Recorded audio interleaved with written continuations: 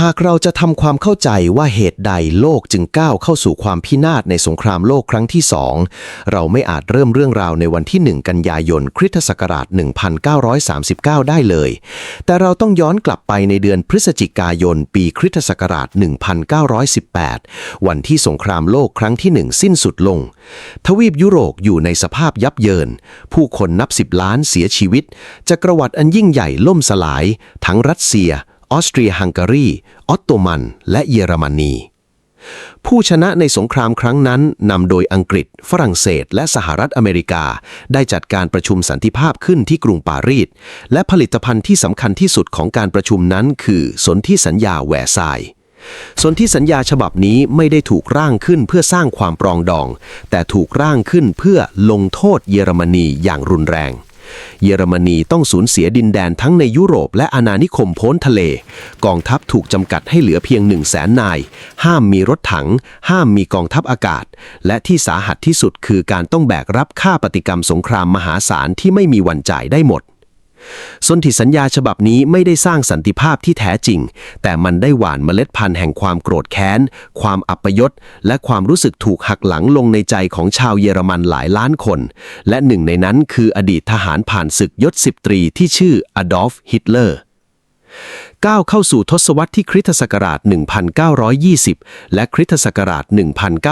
1930โลกต้องเผชิญกับวิกฤตเศรษฐกิจตกต่ำครั้งใหญ่ความอดอยากและการว่างงานระบาดไปทั่วสาธารณรัฐไวมาของเยอรมนีเผชิญกับภาวะเงินเฟ้อขั้นรุนแรงจนธนบัตรแทบไม่มีค่าประชาชนหมดศรัทธาในระบอบประชาธิปไตยที่ดูเหมือนจะแก้ปัญหาอะไรไม่ได้เลยในสภาวะที่ผู้คนสิ้นหวังพวกเขามักจะมองหาผู้กอบกู้ที่มีความเด็ดขาดในอิตาลีเบนิโต มุสโสลินีได้สถาปนาระบอบฟาสซิสต์ขึ้นมาเรียบร้อยแล้วโดยสัญญาว่าจะนำความยิ่งใหญ่ของจักรวรรดิโรมันกลับคืนมาส่วนในประเทศเยอรมนีพรรคนาซีของฮิตเลอร์ก็เริ่มได้รับความนิยมอย่างล้นหลามฮิตเลอร์ใช้ทักษะการปราศัยที่ทรงพลังปลุกปั่นชาตินิยมโทษว่าชาวยิวและพวกคอมมิวนิสต์คือต้นเหตุของความตกต่ำและสัญญาว่าจะฉีกสนธิสัญญาแวร์ซายน์ทิ้งเพื่อนำพาเยอรมนีกลับมาผงาดในปีคริสตศักราช1933ฮิตเลอร์ก้าวขึ้นสู่ตำแหน่งนายกรัฐมนตรีเยอรมนีด้วยกระบวนการทางกฎหมายแต่หลังจากนั้นไม่นานเขาก็รวมอำนาจเบ็ดเสร็จกลายเป็นฟีเรอร์หรือผู้นำสูงสุดของจักรวรรดิที่3 Third Reichเขาเริ่มสร้างกองทัพขึ้นมาใหม่อย่างลับๆละเมิดสนธิสัญญาแวร์ซายน์อย่างท้าทายแต่ชาติมหาอำนาจอย่างอังกฤษและฝรั่งเศสกลับเลือกที่จะหลับตาข้างหนึ่งเพราะพวกเขาบอบช้ำจากสงครามครั้งก่อนเกินกว่าจะอยากเผชิญหน้ากับความขัดแย้งครั้งใหม่ในขณะที่ยุโรปกำลังตึงเครียดอีกซีกโลกหนึ่งในเอเชียจักรวรรดิญี่ปุ่นซึ่งมีแนวคิดชาตินิยมทหารสุดโต่งก็กำลังขยายอำนาจญี่ปุ่นต้องการทรัพยากรธรรมชาติเพื่อป้อนอุตสาหกรรมที่กำลังเติบโตในปีค.ศ. 1931ญี่ปุ่นบุกยึดแมนจูเรียของจีนและในปีค.ศ. 1937ก็เปิดฉากสงครามจีนญี่ปุ่นครั้งที่2ซึ่งเต็มไปด้วยความโหดร้ายทารุณเช่นเหตุการณ์สังหารหมู่ที่นานกิงนี่คือจุดเริ่มต้นของเพลิงสงครามในซีกโลกตะวันออกกลับมาที่ยุโรปฮิตเลอร์เริ่มทดสอบขีดจำกัดของมหาอำนาจตะวันตกค.ศ. 1936เขาส่งทหารเข้าไปในเขตไรน์แลนด์ซึ่งเป็นเขตปลอดมหาอำนาจตามสนธิสัญญามีนาคมค.ศ. 1938ผนวกประเทศออสเตรียเข้ากับเยอรมนีเหตุการณ์อันชลุสกันยายนค.ศ. 1938เรียกร้องดินแดนซูเดเตอร์แลนด์จากเช็กโกสโลวาเกียณจุดนี้โลกเกือบจะเข้าสู่สงครามแล้วแต่ผู้นำอังกฤษและฝรั่งเศสเลือกใช้นโยบายเอาใจพวกเขาบินไปพบฮิตเลอร์ที่เมืองมิวนิกและยอมยกดินแดนซูเดเตอร์แลนด์ให้เยอรมนีแลกกับคำสัญญาของฮิตเลอร์ว่าจะไม่เรียกร้องดินแดนใดๆอีกนายกรัฐมนตรีเนวิล แชมเบอร์เลนของอังกฤษกลับประเทศพร้อมชูแผ่นกระดาษข้อตกลงและประกาศว่านี่คือสันติภาพในยุคของเราแต่เขาคิดผิดมหันต์เพียงไม่กี่เดือนต่อมาฮิตเลอร์ก็ส่งกองทัพเข้ายึดเช็กโกสโลวาเกียที่เหลือทั้งหมดสันติภาพที่มิวนิกเป็นเพียงภาพลวงตา เป้าหมายต่อไปของฮิตเลอร์คือโปแลนด์เขาต้องการฉนวนดานซิกกลับคืนมาแต่ครั้งนี้อังกฤษและฝรั่งเศสรู้ตัวแล้วว่าฮิตเลอร์เชื่อถือไม่ได้พวกเขาจึงขีดเส้นแดงประกาศกล่าวว่าหากเยอรมนีบุกโปแลนด์พวกเขาจะประกาศสงครามทันทีฮิตเลอร์รู้ดีว่าการบุกโปแลนด์อาจทำให้เขาต้องทำสงครามสองด้านตะวันตกกับอังกฤษฝรั่งเศสและด้านตะวันออกกับสหภาพโซเวียตซึ่งเป็นฝันร้ายที่ทำให้เยอรมนีแพ้ในสงครามโลกครั้งที่หนึ่งเพื่อป้องกันปัญหานี้ในเดือนสิงหาคมคศ1939โลกต้องตกตะลึงเมื่อเยอรมนีและสหภาพโซเวียตภายใต้การนำของโจเซฟสตาลินซึ่งมีอุดมการณ์เกลียดชังกันอย่างสุดขั้วกลับลงนามในสนธิสัญญาไม่รุกรานกันโดยมีข้อตกลงลับที่จะแบ่งโปแลนด์และยุโรปตะวันออกกันคนละครึ่งเมื่อไม่มีโซเวียตมาเป็นก้างขวางคอฮิตเลอร์ก็พร้อมลงมือรุ่งอรุณของวันที่1กันยายน1939กองทัพเยอรมันเปิดฉากบุกโปแลนด์อย่างเต็มกำลังโลกได้รู้จักกับยุทธวิธีสงครามแบบใหม่ที่เรียกว่า Blitzkrieg หรือสงครามสายฟ้าแลบมันคือการโจมตีที่ผสานการทำงานระหว่างกองทัพอากาศหรือ Luftwaffe ที่ทิ้งระเบิดทำลายการสื่อสารและศูนย์บัญชาการตามด้วยกองพลรถถังหรือพันเซอร์แพลงที่พุ่งทะลวงแนวป้องกันอย่างรวดเร็วและรุนแรงและปิดท้ายด้วยทหารราบที่เข้ากวาดล้างทหารม้าและทหารราบของโปแลนด์ที่กล้าหาญไม่อาจต้านทานแสนยานุภาพของเครื่องจักรมลสงครามสมัยใหม่ได้เลยวันที่3กันยายน1939อังกฤษและฝรั่งเศสทำตามคำสัญญาพวกเขาประกาศสงครามกับเยอรมนี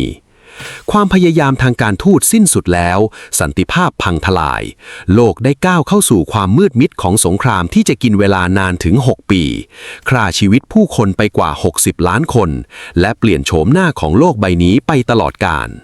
แม้กองทัพเยอรมันจะใช้เวลาเพียงไม่กี่สัปดาห์ในการบดขยี้โปแลนด์จนราบคาบแต่ที่แนวรบด้านตะวันตกสถานการณ์กลับแตกต่างออกไปอย่างสิ้นเชิงกองทัพฝรั่งเศสและกองกำลังรบนอกประเทศของอังกฤษได้เคลื่อนกำลังไปประจำการตามแนวชายแดนที่ประจันหน้ากับเยอรมนีแต่กลับไม่มีการโจมตีขนาดใหญ่เกิดขึ้นทั้งสองฝ่ายต่างขุดสนามเพาะและเฝ้ามองกันและกันผ่านศูนย์เล็งปืนท่ามกลางความหนาวเหน็บของฤดูหนาวปีคศ1939ถึงต้นปีคศ1940ช่วงเวลานี้ถูกนักหนังสือพิมพ์ขนานนามว่าสงครามหลวงหรือในภาษาเยอรมันเรียกว่าสงครามนั่งทับเพราะแทบไม่มีการปะทะกันเลยฝรั่งเศสเชื่อมั่นในแนวป้องกันมาชิโนซึ่งเป็นป้อมปราการคอนกรีตใต้ดินที่แข็งแกร่งที่สุดในโลกทอดยาวตลอดแนวชายแดนฝรั่งเศสเยอรมนีพวกเขาเชื่อว่าหากเยอรมนีบุกเข้ามาก็จะต้องหลั่งเลือดและพ่ายแพ้ไปเหมือนในสงครามโลกครั้งที่1แต่พวกเขาประเมินอัจฉริยภาพและพละกำลังของเครื่องจักรสงครามเยอรมันต่ำเกินไปฮิตเลอร์ไม่ได้หยุดนิ่งในเดือนเมษายนคศ1940เยอรมนีบุกยึดเดนมาร์กและนอร์เวย์อย่างสายฟ้าแลบเพื่อรักษาเส้นทางลำเลียงแร่เหล็กและสร้างฐานทัพเรือดำน้ำก่อนที่พายุลูกใหญ่จะพัดเข้าใส่ยุโรปตะวันตกวันที่10พฤษภาคม1940ซึ่งเป็นวันเดียวกับที่วินสตันเชอร์ชิลล์ก้าวขึ้นรับตำแหน่งนายกรัฐมนตรีอังกฤษกองทัพเยอรมันก็เปิดฉากปฏิบัติการฟาลเกลป์กองทัพกลุ่ม B ของเยอรมนีบุกเข้าใส่เนเธอร์แลนด์และเบลเยียมซึ่งเป็นยุทธวิธีที่กองทัพสัมพันธมิตรคาดการไว้อยู่แล้วกองทัพอังกฤษและฝรั่งเศสจึงเคลื่อนกำลังพลที่ดีที่สุดขึ้นเหนือเข้าสู่เบลเยียมเพื่อสกัดกั้นแต่ทั้งหมดนั้นคือกับดักในขณะที่สัมพันธมิตรกำลังหลงกลกองทัพกลุ่ม A ของเยอรมนีซึ่งประกอบด้วยกองพลรถถังหลายพันคันภายใต้การนำของนายพลไฮส์กูเดเรียนได้ทำการเคลื่อนพลผ่านป่าอาร์เดเนสซึ่งเป็นพื้นที่ป่าเขาทึบที่ฝรั่งเศสเชื่อว่ารถถังไม่มีทางผ่านได้กองทัพเยอรมันทะลวงผ่านแนวป้องกันที่เบาบางของฝรั่งเศสข้ามแม่น้ำเมอร์สและพุ่งทะยานตัดหลังกองทัพสัมพันธมิตรที่ติดลมอยู่ในเบลเยียมยุทธวิธีสงครามสายฟ้าแลบหรือ Blitzkrieg ทำงานอย่างสมบูรณ์แบบกองทัพสัมพันธมิตรถูกตัดขาดการสื่อสารศูนย์บัญชาการปั่นป่วนแนวรบฝรั่งเศสพังทลายลงอย่างรวดเร็วภายในเวลาไม่ถึง1เดือนกองทัพอังกฤษและฝรั่งเศสกว่า 400,000 นายถูกตีวงล้อมและต้อนให้ถอยร่นไปจนมุมที่ชายหาดเมืองดันเคิร์ก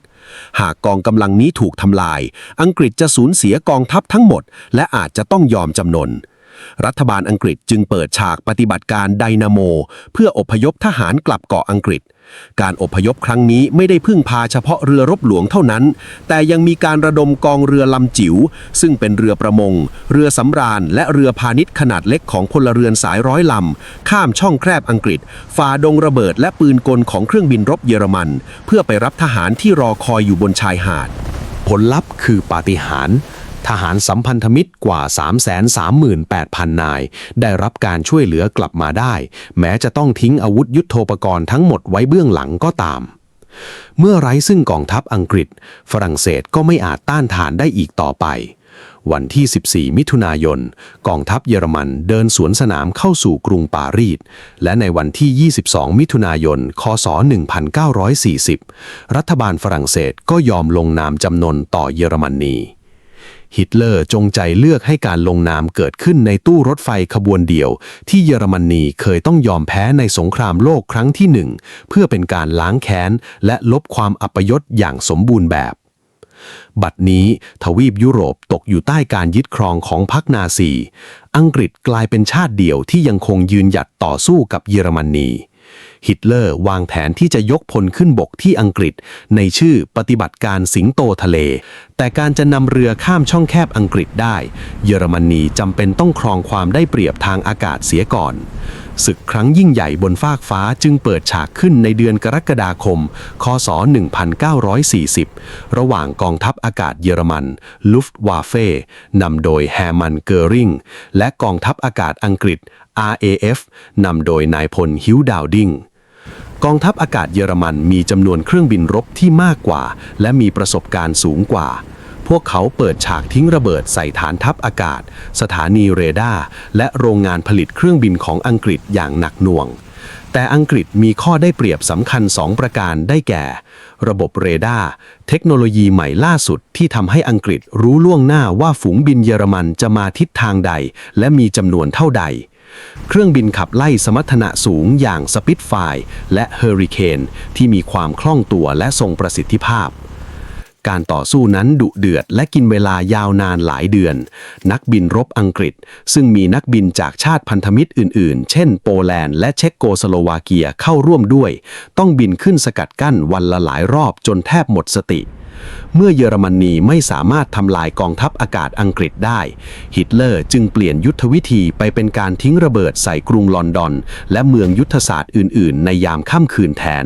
ซึ่งเป็นที่รู้จักกันในชื่อ The Blitz เพื่อทำลายขวัญกำลังใจของประชาชนแต่ชาวอังกฤษไม่ยอมแพ้พวกเขาหลบภัยในสถานีรถไฟใต้ดินและออกมาเพื่อดำเนินชีวิตต่อไปในตอนเช้าในที่สุดเมื่อก้าวเข้าสู่เดือนตุลาคมฮิตเลอร์ก็ตระหนักว่าเขาไม่สามารถเอาชนะกองทัพอากาศอังกฤษได้ปฏิบัติการสิงโตทะเลจึงถูกระงับไปอย่างไม่มีกำหนดการรอดพ้นจากการถูกยึดครองของอังกฤษถือเป็นความพ่ายแพ้ทางยุทธศาสตร์ครั้งแรกของฮิตเลอร์วินสตันเชอร์ชิลล์ได้กล่าวสดุดีความกล้าหาญของเหล่านักบินรบ RAF ไว้ด้วยประโยคประวัติศาสตร์ว่าในประวัติศาสตร์แห่งความขัดแย้งของมวลมนุษยชาติไม่เคยมีครั้งไหนเลยที่คนจำนวนมากจะเป็นหนี้บุญคุณคนจำนวนน้อยนิดได้มากมายขนาดนี้ในขณะที่ฮิตเลอร์พุ่งเป้าไปที่ยุโรปเหนือและตะวันตกเบนิโต มุสโซลินีพันธมิตรฟาสซิสต์ของเขาในอิตาลีก็พยายามขยายจักรวรรดิของตนเองเช่นกันอิตาลีเปิดฉากรุกรานกรีซในบอลข่านและบุกอียิปต์ซึ่งอยู่ใต้อารักขาของอังกฤษในแอฟริกาเหนือเป้าหมายคือการยึดคลองสุเอซซึ่งเป็นเส้นเลือดใหญ่ที่เชื่อมต่ออังกฤษกับอินเดียและแหล่งน้ำมันในตะวันออกกลางแต่กองทัพอิตาลีกลับทำผลงานได้ย่ำแย่พวกเขาถูกกองทัพกรีซตีโต้จนถอยร่น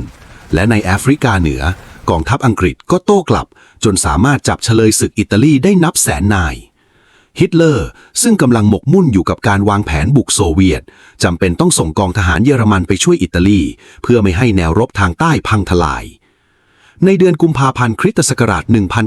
1941 เออร์วิน รอมเมลนายพลรถถังผู้ปราดเปรียงของเยอรมนีถูกส่งตัวไปยังแอฟริกาเหนือพร้อมกับกองกำลังแอฟริกาคอร์ รอมเมลบัญชาการรบได้อย่างยอดเยี่ยมทะลวงแนวรับของอังกฤษด้วยยุทธวิธีที่คาดไม่ถึงจนได้รับฉายาว่าจิ้งจอกทะเลทรายสมรภูมิแอฟริกาเหนือกลายเป็นการผลัดกันรุกผลัดกันรับข้ามทะเลทรายอันร้อนระอุยาวนานกว่า2 ปีความเกลียดชังที่แท้จริงของฮิตเลอร์ไม่ได้พุ่งเป้าไปที่อังกฤษหรือฝรั่งเศสแต่เป็นคอมมิวนิสต์รัสเซียเขาเชื่อมาตลอดว่าชาวเยอรมันต้องการพื้นที่อยู่อาศัยทางตะวันออกและมองว่าชาวสลาฟเป็นชาติพันธุ์ที่ต่ำต้อยสนธิสัญญาไม่รุกรานที่เขาทำกับสตาลินในปีคริสตศักราช 1939 เป็นเพียงการซื้อเวลาเพื่อหลีกเลี่ยงสงคราม2 ด้านเท่านั้นวันที่ 22 มิถุนายน คริสตศักราช 1941ฮิตเลอร์ฉีกสนธิสัญญาทิ้งและเปิดฉากปฏิบัติการบาบาโรซาซึ่งเป็นการบุกโจมตีทางบกที่ยิ่งใหญ่และนองเลือดที่สุดในประวัติศาสตร์มนุษยชาติกองกำลังเยอรมันและพันธมิตรกว่า3 ล้านนายรถถัง 3,000 คันและเครื่องบินเกือบ 3,000 เครื่องพุ่งทะลวงเข้าสู่พรมแดนสหภาพโซเวียตตลอดแนวรบที่ยาวกว่า 2,900 กิโลเมตรสตาลินซึ่งประมาทและปฏิเสธที่จะเชื่อคำเตือนของหน่วยข่าวกล่าวต้องเผชิญกับหายนะในช่วงแรกของสงครามกองทัพแดงของโซเวียตถูกตีแตกพ่ายกองพลรถถังเยอรมันใช้ยุทธวิธีตีโอบหลอมจับทหารโซเวียตได้ครั้งละ100,000 นายภายในเวลาไม่ถึง5 เดือนกองทัพเยอรมันบุกทะลวงเข้าไปลึกหลายร้อยกิโลเมตรทหารโซเวียตเสียชีวิตบาดเจ็บและถูกจับเป็นเฉลยกว่า4 ล้านนายกองกำลังเยอรมันรุกคืบเข้าใกล้กรุงมอสโกเมืองหลวงของโซเวียตเข้าไปทุกทีแต่แล้วเครื่องจักรสงครามเยอรมันก็ต้องเผชิญกับศัตรูที่พวกเขารับมือไม่ได้นั่นคือนายพลฤดูหนาวของรัสเซียสภาพอากาศที่หนาวเหน็บต่ำกว่าจุดเยือกแข็งทำให้เครื่องยนต์รถถังและปืนใหญ่ใช้งานไม่ได้ทหารเยอรมันที่ขาดแคลนเครื่องนุ่งห่มกันหนาวต้องล้มตายด้วยภาวะอุณหภูมิร่างกายต่ำ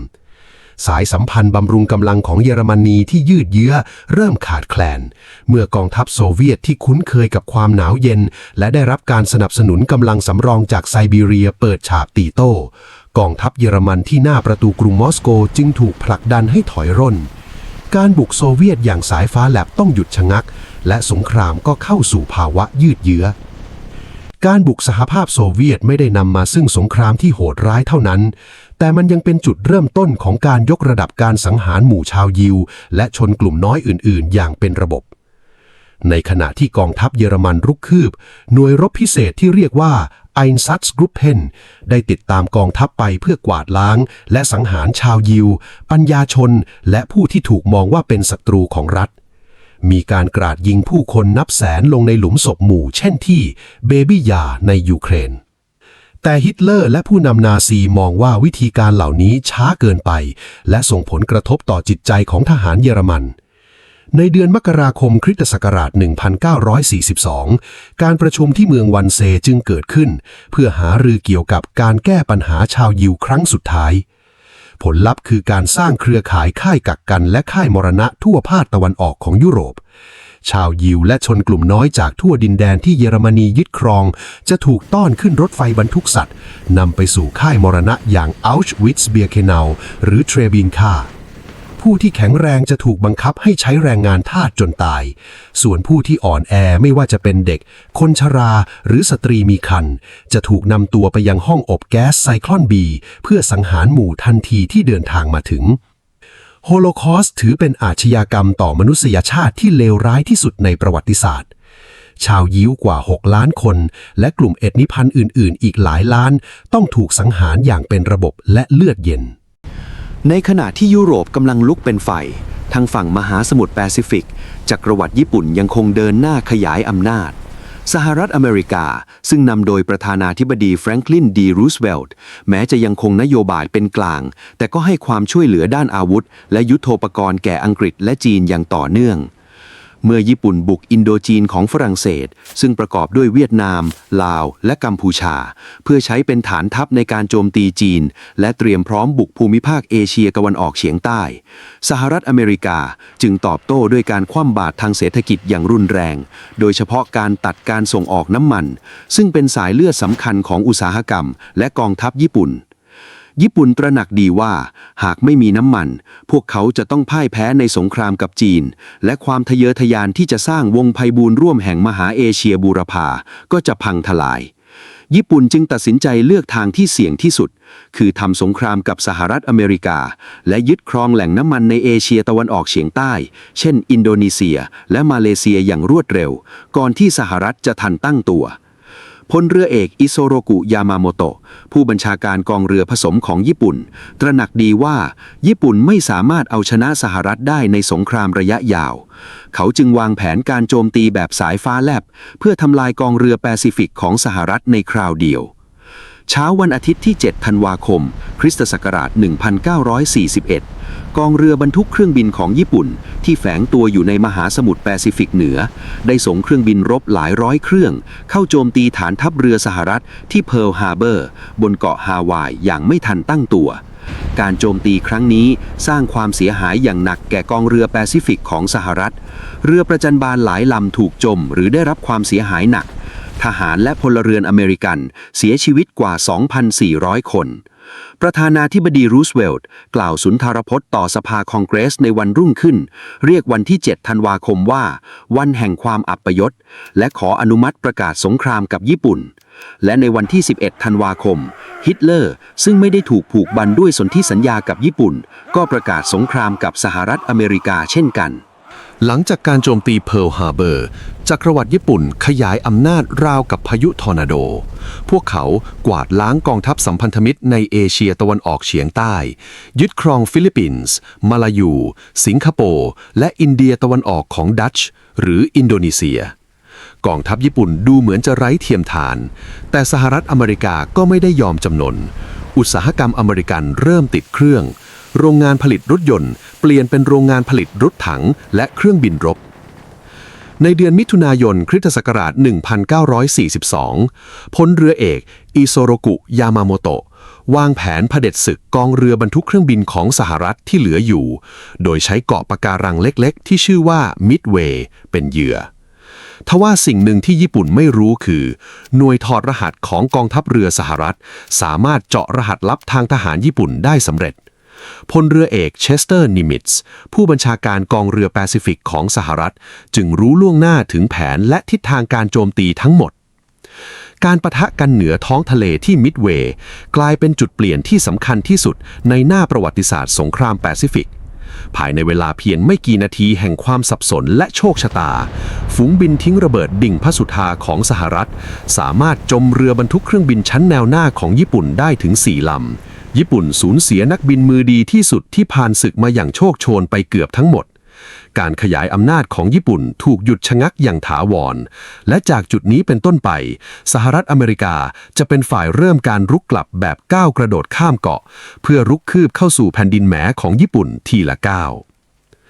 ตัดกลับมาที่ยุโรปตะวันออกในช่วงฤดูร้อนปีคริสตศักราช 1942 ฮิตเลอร์เปิดฉากการรุกครั้งใหม่โดยเบนเข็มทิศลงใต้สู่เทือกเขาคอเคซัสเพื่อยึดครองแหล่งน้ำมันที่สำคัญของโซเวียตแต่ในระหว่างการบุกนั้นฮิตเลอร์กลับหมกมุ่นอยู่กับเมืองอุตสาหกรรมริมฝั่งแม่น้ำวอลก้าเมืองหนึ่งเมืองที่ไม่ได้มีความสำคัญทางยุทธศาสตร์สูงสุดแต่มันมีชื่อของศัตรูคู่อาฆาตของเขาเมืองนั้นชื่อสตาลินกราดสตาลินเองก็ออกคำสั่งเด็ดขาดห้ามถอยแม้แต่ก้าวเดียวการรบที่สตาลินกราดจึงกลายเป็นการต่อสู้ในสมรภูมิเมืองที่นองเลือดและป่าเถื่อนที่สุดมันคือสงครามที่สู้กันแบบซอยต่อซอยตึกต่อตึกห้องต่อห้องทหารเยอรมันเรียกการรบนี้ว่าสงครามหนูกองทัพที่ 6 ของเยอรมนีภายใต้การนำของนายพลฟรีดริกเปาลุสบุกทะลวงเข้าไปในซากเมืองที่ถูกทิ้งระเบิดจนเหลือแต่กองอิฐ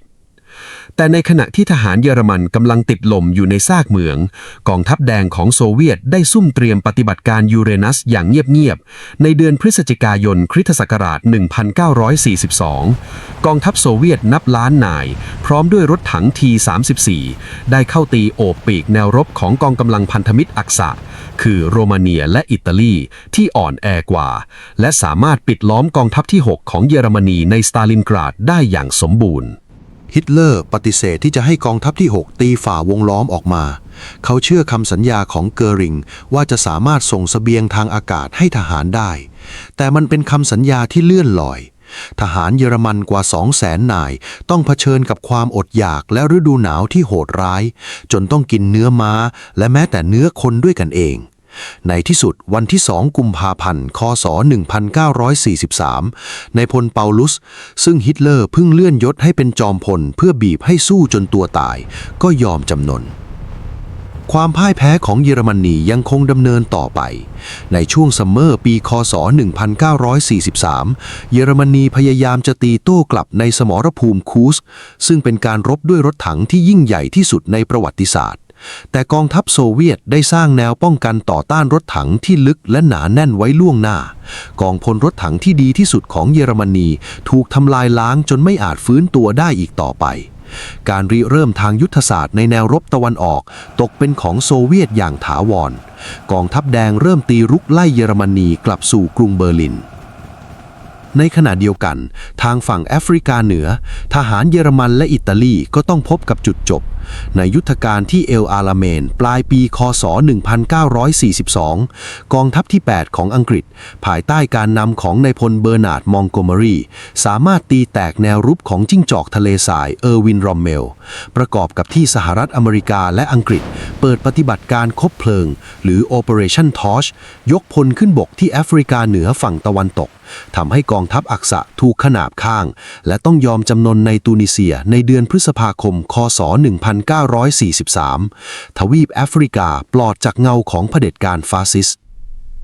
เมื่อยึดแอฟริกาเหนือได้สัมพันธมิตรก็ใช้เป็นฐานสปริงบอร์ดในการกระโดดเข้าสู่จุดอ่อนของจระเข้ยุโรปนั่นคือประเทศอิตาลีในเดือนกรกฎาคม คศ 1943 สัมพันธมิตรยกพลขึ้นบกที่เกาะซิซิลีความพ่ายแพ้อย่างต่อเนื่องทำให้สภาฟาสซิสต์ของอิตาลีหมดความอดทนพวกเขาลงมติปลดมุสโสลินีออกจากตำแหน่งและจับกุมตัวเขาอิตาลีประกาศยอมแพ้ต่อสัมพันธมิตรแต่ฮิตเลอร์ไม่ยอมเสียหน้ากระบังลมทางใต้เขาส่งทหารเยอรมันเข้ายึดครองอิตาลีทันทีและปลดอาวุธทหารอิตาลีการรบในคาบสมุทรอิตาลีจึงกลายเป็นการต่อสู้ที่เชื่องช้าและเต็มไปด้วยเลือดทหารสัมพันธมิตรต้องรบผ่านแนวภูเขาสูงชันที่ทหารเยอรมันดัดแปลงเป็นป้องปราการอย่างหนาแน่นในขณะที่แนวรบทางบกกำลังดุเดือดเหนือท้องฟ้าของเยอรมนีก็มีพายุไฟก่อตัวขึ้นกองทัพอากาศสหรัฐและกองทัพอากาศอังกฤษเริ่มยุทธการทิ้งระเบิดทางยุทธศาสตร์อย่างหนักหน่วงสหรัฐทิ้งระเบิดในเวลากลางวันมุ่งเป้าหมายไปที่โรงงานอุตสาหกรรมโรงกลั่นน้ำมันและลานสับเปลี่ยนรถไฟส่วนอังกฤษทิ้งระเบิดปูพรมในเวลากลางคืนมุ่งทำลายขวัญกำลังใจและเมืองใหญ่ของเยอรมนีเช่นเมืองฮัมเบิร์กซึ่งเกิดพายุไฟเผาผลาญพลเมืองเสียชีวิตไปนับหมื่นคนเมืองต่างๆของเยอรมนีค่อยๆกลายเป็นซากปรักหักพังขณะนี้กองทัพแดงกำลังรุกคืบมาจากทิศตะวันออกอิตาลีกำลังพังทลายจากทิศใต้และระเบิดกำลังร่วงหล่นมาจากฟากฟ้า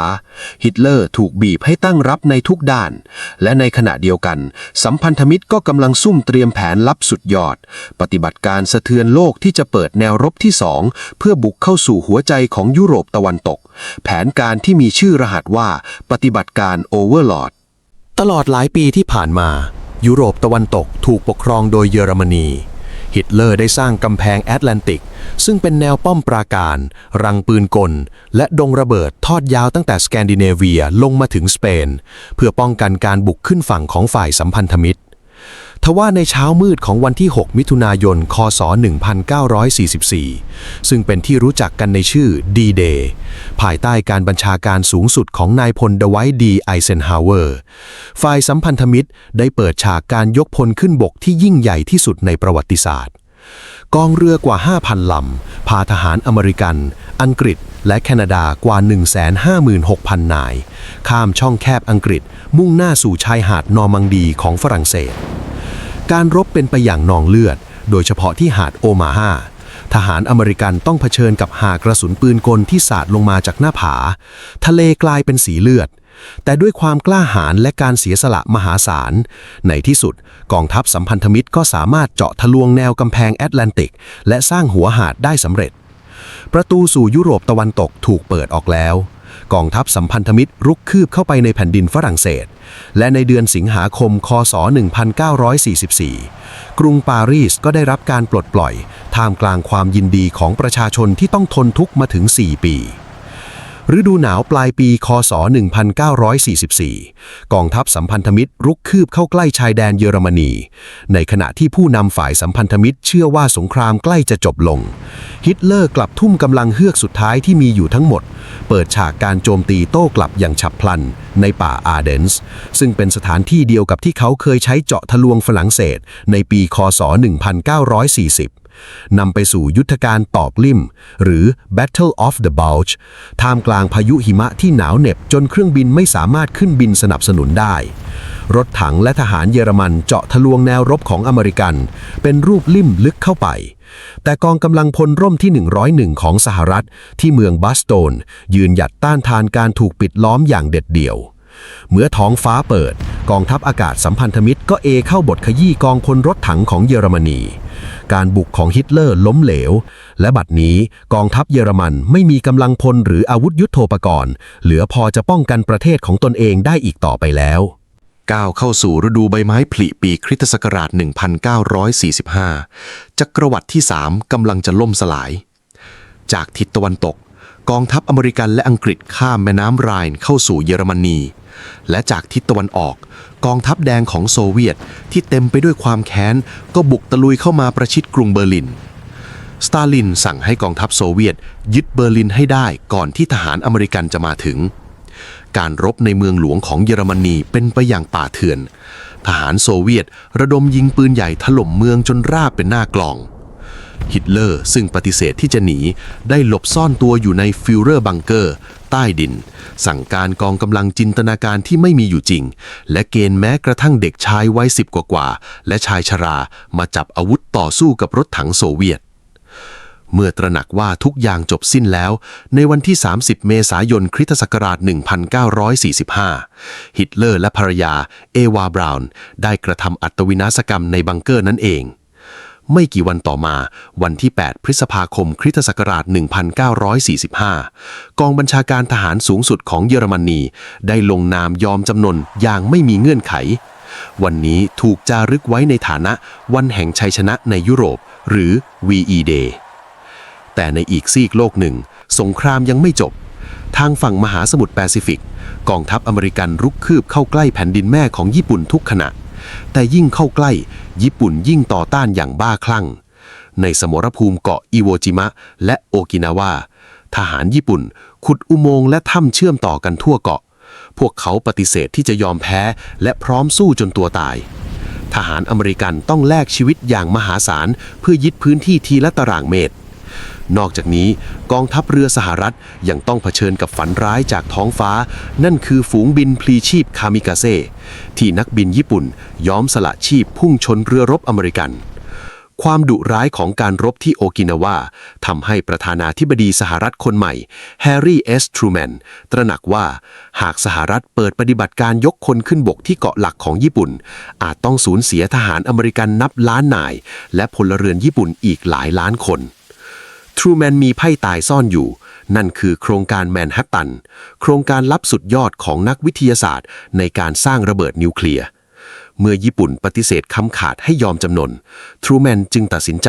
ใช้อาวุธทำลายล้างมหาศาลนี้เพื่อจบสงครามให้เร็วที่สุดเช้าวันที่ 6 สิงหาคมคริสต์ศักราช 1945 เครื่องบินทิ้งระเบิด B-29 ชื่ออิโนลาเกโดยปล่อยระเบิดปรมาณูชื่อ Little Boy ลงเหนือเมืองฮิโรชิมาแสงสว่างวาบเจิดจ้าดังดวงอาทิตย์ดวงที่2ปลดปล่อยคลื่นความร้อนและแรงกระแทกทำลายล้างเมืองทั้งเมืองในพริบตาผู้คนกว่า 70,000 คนระเหยกลายเป็นเท่าฐานในทันทีและเสียชีวิตจากกัมมันตภาพรังสีในเวลาต่อมาอีกนับหมื่นแต่ทหารระดับสูงของญี่ปุ่นก็ยังไม่ยอมจำนนสหภาพโซเวียตฉวยโอกาสประกาศสงครามกับญี่ปุ่นและบุกถล่มกองทัพแมนจูเรียอย่างรวดเร็วและในวันที่ 9 สิงหาคมคริสต์ศักราช 1945 ระเบิดปรมาณูลูกที่2 แฟตแมนก็ถูกทิ้งลงที่เมืองนางาซากิฆ่าชีวิตผู้คนไปอีกหลายหมื่นคน เมื่อเผชิญกับอาวุธทำลายล้างที่ไม่เคยมีมาก่อน และการรุกรานจากโซเวียต องค์จักรพรรดิฮิโรฮิโตะจึงตัดสินใจแทรกแซงกองทัพ และประกาศยอมจำนนต่อฝ่ายสัมพันธมิตร ผ่านทางวิทยุกระจายเสียงในวันที่ 15 สิงหาคม คริสต์ศักราช 1945 พิธีลงนามอย่างเป็นทางการเกิดขึ้นในวันที่ 2 กันยายน บนเรือประจันบาน USS มิสซูรีในอ่าวโตเกียว สงครามโลกครั้งที่ 2 สิ้นสุดลงแล้ว แต่มันเป็นชัยชนะที่ตั้งอยู่บนซากศพของมนุษยชาติ สงครามความยาว 6 ปี คริสต์ศักราช 1939 ถึง 1945 นี้ฆ่าชีวิตผู้คนไปประมาณ 70 ถึง 85 ล้านคน ราว 3% ของประชากรโลกในขณะนั้น เมืองใหญ่ทั่วเอเชียและยุโรปกลายเป็นซากปรักหักพัง โลกได้เรียนรู้ถึงความชั่วร้ายของระบอบเผด็จการเบ็ดเสร็จ และความน่าสะพรึงคลองของอาวุธนิวเคลียร์ หลังสงครามภูมิรัฐโลกเปลี่ยนแปลงไปอย่างสิ้นเชิง ยุโรปที่เคยเป็นศูนย์กลางของโลกเสื่อมอำนาจลง เปิดทางให้เกิด2 มหาอำนาจใหม่ คือสหรัฐอเมริกาและสหภาพโซเวียต ซึ่งความขัดแย้งทางอุดมการณ์ของทั้งสองจะนำโลกเข้าสู่สงครามเย็นในเวลาต่อมา ในขณะเดียวกันองค์การสหประชาชาติหรือ United Nations ก็ถูกก่อตั้งขึ้นจากเศษซากของสงครามครั้งนี้ด้วยความหวังอันริบหรี่ว่าจะป้องกันไม่ให้มนุษยชาติต้องเผชิญกับหายนะเช่นนี้อีกเป็นครั้งที่ 3